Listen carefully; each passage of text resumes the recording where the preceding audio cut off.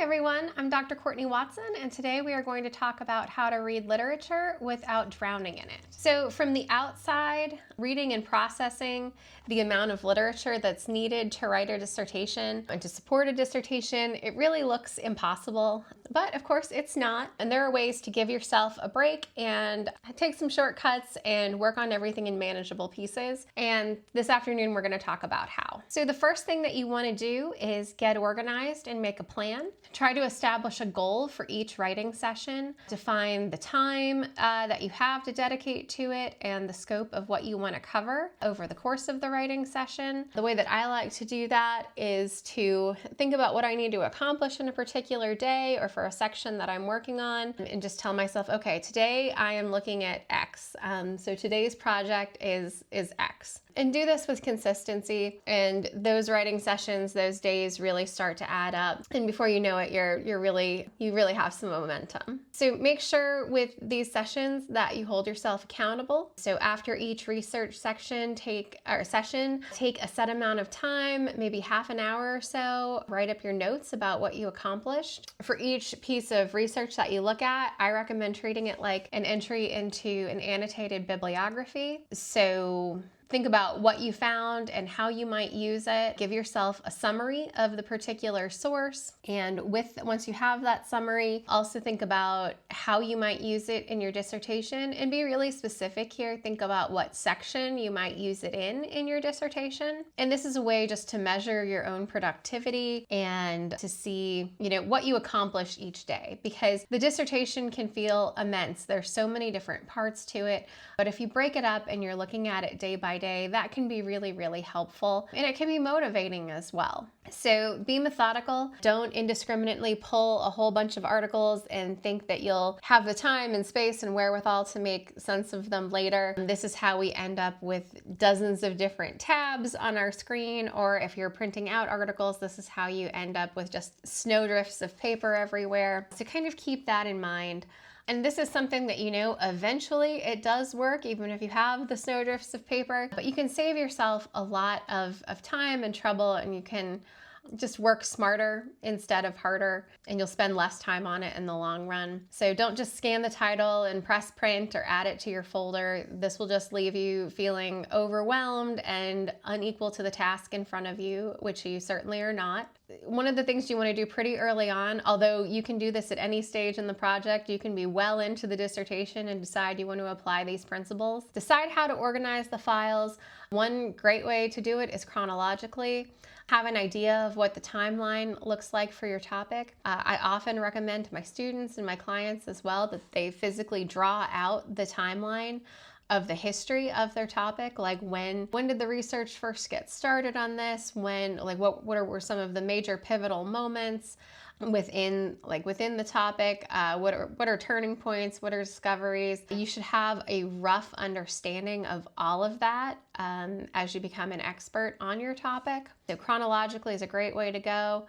Think about it in terms of, this was discovered, and then this happened, and then this was a complication, and then. Just so you are familiar with the story of your topic, and you can tell the story, and you know where your own research or your own study that you're going to be proposing or that you've already embarked upon, where it fits within that narrative. That can be really helpful. You can also think about it thematically. What are the major themes that are related to your topic? What are the keywords that you're using? Every article, whether it's 8 pages or it's an 800-page monograph book, every article distills down to 5 or 6 keywords that the author or the publisher has decided on, of just where it fits best, what the best descriptors are, and how to find it. Your own work, when people are looking it up, 5 or 10 years from now, what are the keywords that they're going to be using just to do a quick search and distill that down. So think about what are some of the major themes, what are the keywords,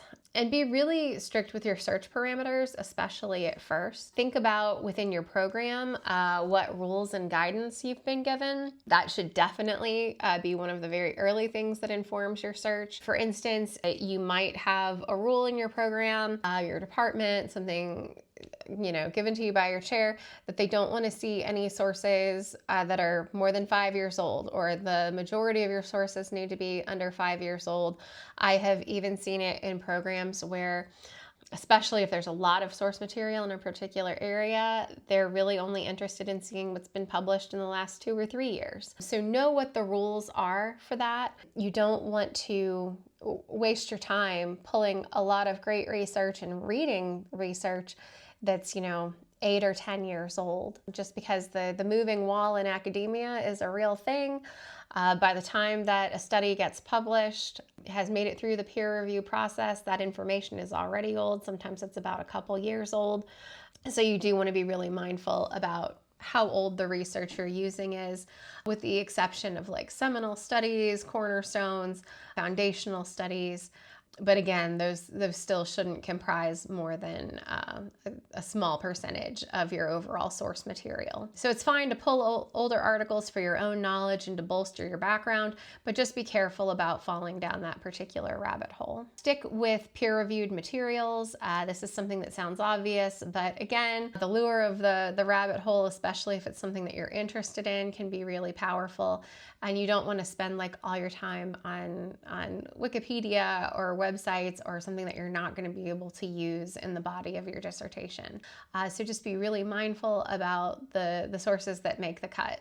Because, taking the time to read an article, that's an investment of your time. If something is 30 or 40 pages long, you're looking at, an hour or two of your time to read and analyze that. So you have a limited number of 30 to 40 or hour-long blocks available to you over the course of your research time. So just be careful how you spend them. And don't sink your time into a bunch of resources that you won't ultimately be able to use. I also advise students, as a way to make the process of reading the literature and not being overwhelmed by it, I advise students and clients to avoid distractions, to do everything that they can to avoid distractions. And this means being aware of all the bright, shiny objects, like lots of things that can be really, really interesting, but you don't want to go off on a side quest with your review of the literature. So anything that looks really interesting but is perhaps only tangentially related to your topic, I recommend putting that away, setting it aside, and having a file specifically for those bright, shiny objects. I call it the not yet file. If you're looking at, if you're thinking about your career as a scholar, your most important work is the work that's going to happen after your dissertation,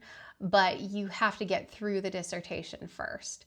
So if something looks like it might be interesting, or maybe it's interesting for down the road, and you want to read it right now, resist the urge to read it right now, put it away in a file, and then you'll have it to come back to later on when you've got more time and you've got some space to think about it. So plan for those distractions. Go ahead and designate your not yet file, and then use it. Use it liberally. Anything that is interesting but you don't have time for right now, make sure it goes in that file. And also work with the mentality that you're at the beginning of your scholarship on this topic, and once you finish this project and establish yourself as an expert in your field, you'll have ample time to dive back into that and plan, the next few years of your scholarship and what you want to focus on. But for right now, focus on the current project, the dissertation that's right in front of you, and view those rabbit holes with a lot of suspicion as things that just steal your time and attention that is really, really needed for your dissertation right now. So don't fall for it. If you see something interesting, instead of going off on that side quest, just put it in a folder and move on. That brings us to how to quickly review a source. There's analysis of a source that you can do that will tell you a whole lot about it before you commit to reading the whole thing. And I recommend doing that. I recommend, getting really good at scanning things and thinking about, okay, will this, making some quick judgment calls of, will this be able to serve me? Can I use this? How can I use this? So limit the scope of what you're looking at for each research session. I like to set mine at about 90 minutes 4 times a week. Every scholar is different. But think about what time you have allotted, during that specific session. How much time do you have available to you, and how do you want to spend it? Limit the scope of what you're looking at, and even to the point of saying to yourself, okay, today I am looking at keyword X, or keywords X and Y, or X, Y, and Z, and everything that comes up under that confluence of terms. And just know that in the time that you have available, you might only get through, 5 or 10 titles, and only a few of them will end up being usable, and that's okay. That's completely to be expected. So how do you effectively scan an article or a book? The first thing that you want to start with is with the title and keywords. Are these in the right neighborhood of your specific topic? If they're not, you want to think really carefully about if you want to move forward. And again, this is just one piece of criteria for making that judgment, but look at that first. Look at the publication date. You're looking at the publication date for two reasons. First, is it recent enough to use? Is it within that 5-year mark or within that 2 to 3 year mark? Check that first. Again, for best practices, you don't really want to have anything in there that's over 5 years old anyway. But then also use the publication date to place the research within the timeline that you've developed about the history of your topic. So think about, where does the research fit? And there's a couple things to think about, a couple considerations to have when you're thinking about whether or not a piece of research fits with the references that you're going to be using. So one, does it represent a discovery or something that significantly moved the needle in your field or in the discipline that you're studying or within the topic that you're studying? Was it written in response to a discovery or a significant publication? So are you looking at primary research, secondary research, tertiary research? What was the significance of this publication? That's something that you want to do when you're placing it. Something else to do is, of course, to read the abstract. Is the abstract in line with your study or the problem you're thinking about? Is it as in line as the title and the keywords suggested? Sometimes a title will sound absolutely perfect, and then you read the abstract and suddenly it sounds a lot less perfect. It sounds a lot less like something that you want to dedicate an hour or two to reading. So keep that in mind as well. And also, as you're reading the abstract, is there anything in it that gives you pause? And that pause can look a couple of different ways. It can look like, oh, that's really interesting, or oh, I've read that before. I don't think I need that. Also make note of the author or authors and their institutional affiliations. And there's a few things to think about with this. Have you seen these names before? This is really important because you'll start to see the names of the same scholars over and over again. And that tells you who is doing a lot of research in this area. So if you see a name or a group of names, an et al. Reference that's used more than twice, definitely make a note that you need to follow up on that and maybe even look at that scholar's entire body of work to see, what are they working on now? Is the article you're reading now their most recent work, or is it older? So look at that. And just know that it's really important that you know who the major scholars are in your topical area, because typically there's not that many people who are going to be working on your particular topic. There's only so many scholars to go around. So understand, the story of the trajectory of their research and their timeline studying this topic. Understand what that looks like and what the moves are that they've made. And that can give you some insight into your own topic as well, whether you're looking at whether you're looking at the timeliness of your research, whether you're still refining the gap in the literature that you're studying, anything like that. So with the major scholars in the field, once you know their names and the characteristics of their research, that can help you situate different studies and their significance within your own timeline. So within the timeline that you're developing. Say things to yourself like, okay, well, Smith studies this, and that research group built on the work of Rodriguez et al., which preceded this study and that study, just to give yourself a sense of like the ecosystem and the landscape in which you're working. Like, you want to know what built on what and who built on what. Like, that's important information to have as far as figuring out the timeline. So, and then your topic, instead of feeling like this huge universe that's impossible to navigate, it'll start to feel more like a neighborhood, which is a lot more manageable because you can clearly see how one study or one piece of research, one idea, one concept built on the next, built on the next, built on the next. And it becomes a lot easier to read the research then and to kind of parse it pretty quickly to determine what's going to be significant to your project and, what can stay on the cutting room floor. A significant moment is when things start to feel redundant.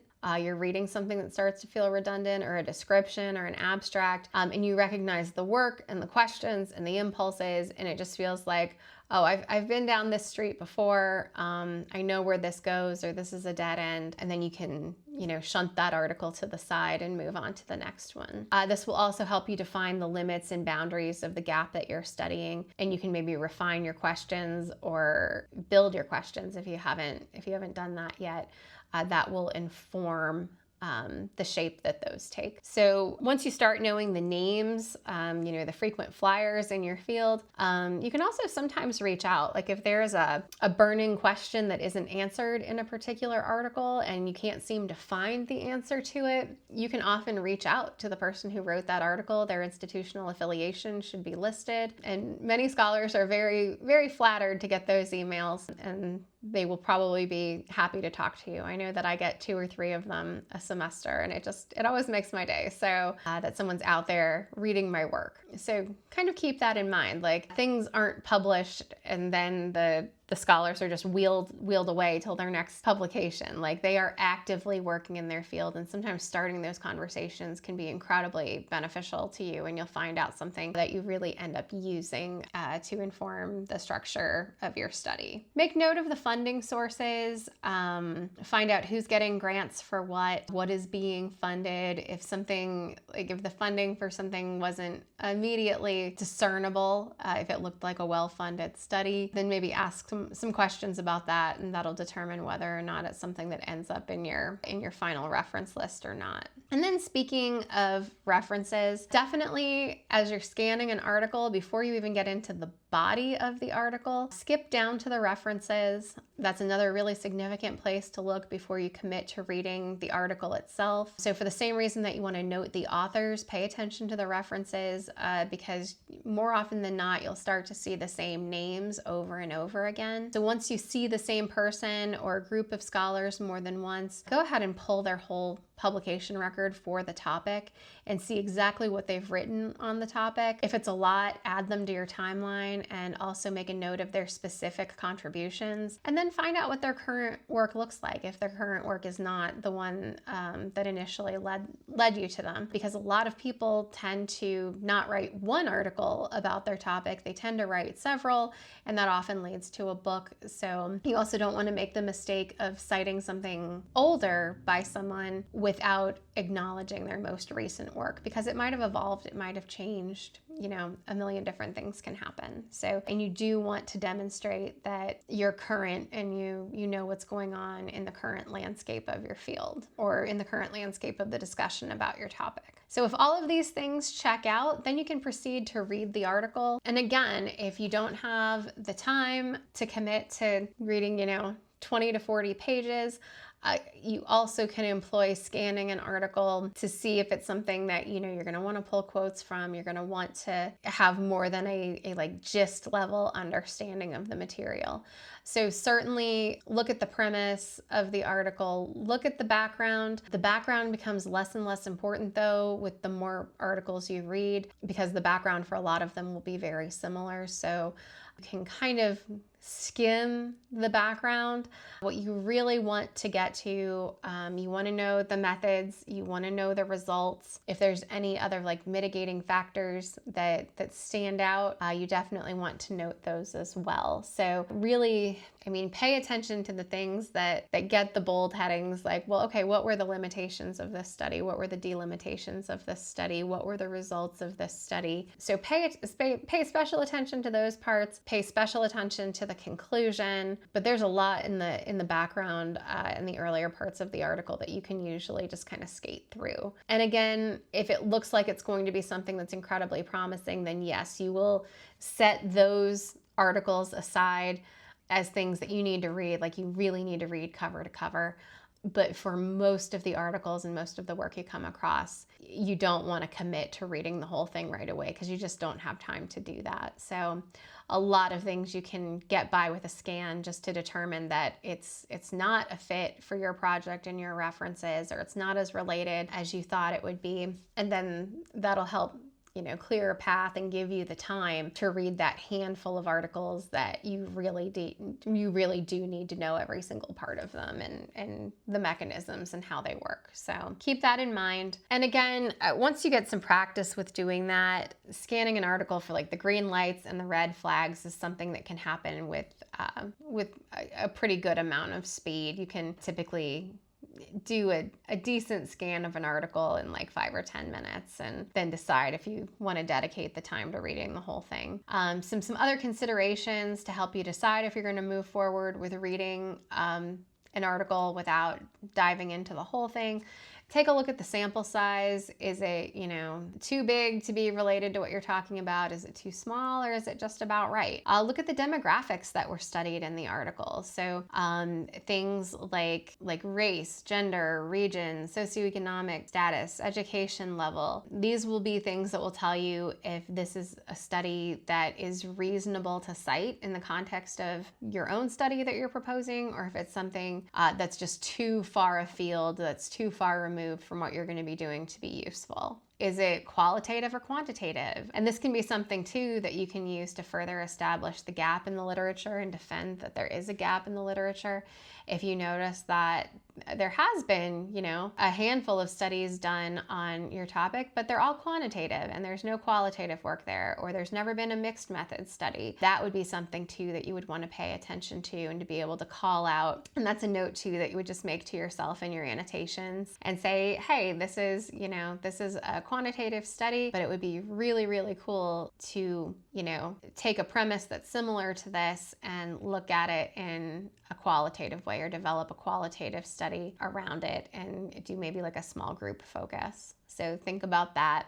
Think about the theory that's used, the conceptual framework that's used. Often in research, if you have a group of studies, you'll see many of them or several of them will use either the same conceptual framework or the same theory or similar theories. So certainly make a note of that and just look at it and think about it in the context of what critical lens is being used for this study and to evaluate the data that this study produced, and how does that relate to what you're thinking about for your study. And then we get to making sense of it all. I like to advise students and clients to use a three-pronged approach for this. So where does the study fit in your timeline in terms of chronology and maybe significance? So establishing that is the first prong. The second is with the annotations. Make sure that for everything that you read, glance at, look at, whether you're reading it deeply or just skimming it, make sure that you create a reference for it and you create an annotation for it. This doesn't seem like something that's necessary when you're looking at 3, 4, 5, even 10 sources, but wow, does it help when you have over 100, because you will reach a point sooner rather than later where you start mixing up your sources and you're not necessarily confident that you know what the individual contributions are of each source that you have. So just make these notes for yourself. They don't necessarily need to see the light of day. They might not end up in your final dissertation, but they are useful. So after you read or scan or skim an article, right then, as soon as it's fresh in your mind, write a paragraph or two that summarizes the study, identifies the significance of the study, and just make a note where you tell yourself how you might use it. Like,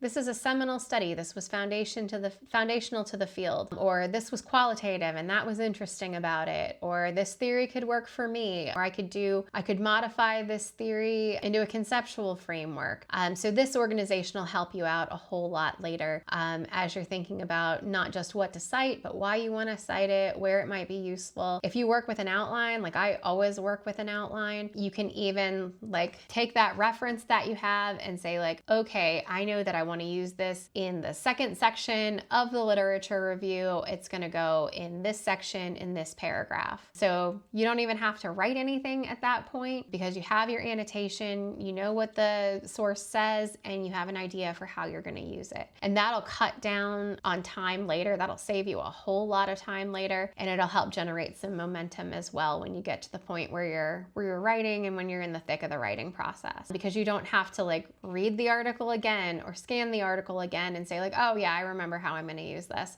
because you already have those notes in front of you. Mapping it can also help. I work with a lot of people who are very visual for their writing. They're very visual in their thinking. And this can be a literal map that you develop. This can be something that you actually like write out and connect the dots on. Because again, while it may seem vast at first, things start to look and feel pretty manageable pretty quickly once you can place particular scholars and studies, and once you can place their significance and know why they're significant or why they matter. So creating this mind map shows how particular scholars and studies are connected to each other, who built on whom, what were the significant turning points, what were the significant discoveries, when did things change, when did the conversation shift. All of those things are things that you can track. And then also just remember that this is a conversation. All scholarship is ultimately a conversation. It's a conversation that's been happening for a long time, but it's a conversation in the way that you can look at your research as something that will add to the existing discourse for your topic. And you want to think about it in the context of like, what will your study contribute to that narrative? Why is your study, the logical next step for research in this field? And then also think about what are some of the pieces of the puzzle that you still need to gather in order to proceed. Think about what is the next chapter of this story? Like, what has changed? What has changed recently? What is different because you are here now and you're bringing your expertise to the topic and you're looking at the topic in a different way. So think about all of those things. Some tools that can also really help you navigate the literature without drowning in it. Some tools that will help are just make sure that you have physical and electronic copies of everything. Like if you print everything out, make sure that you have it stored on a hard drive somewhere. If you have it stored in like your Google Docs or anything like that, make sure that you have a secondary backup for it, because there is nothing worse than knowing that you have a source for something and then not being able to put your hands on it when you need to. And then finally, marshal the resources that you have available to you. Think about at your university, think about your research librarians. There's something, you might have a question about something or be looking for a source, and you might be like, this is going to take me hours. Well, there is someone out there who, their entire job is research and helping people find research and put their hands on the research that they need. So make sure as early in the process as possible that you find out who your research librarians are, because typically they are just a chat away on the library website. They are happy to help. They are very, very skilled and, very able to help you. And they can typically find things that are eluding you, and they can do it a lot faster than you can. So just keep all of these things in mind. If you have any questions, please go ahead and just post them on the community board, and I will be happy to pop in and answer them, and happy writing.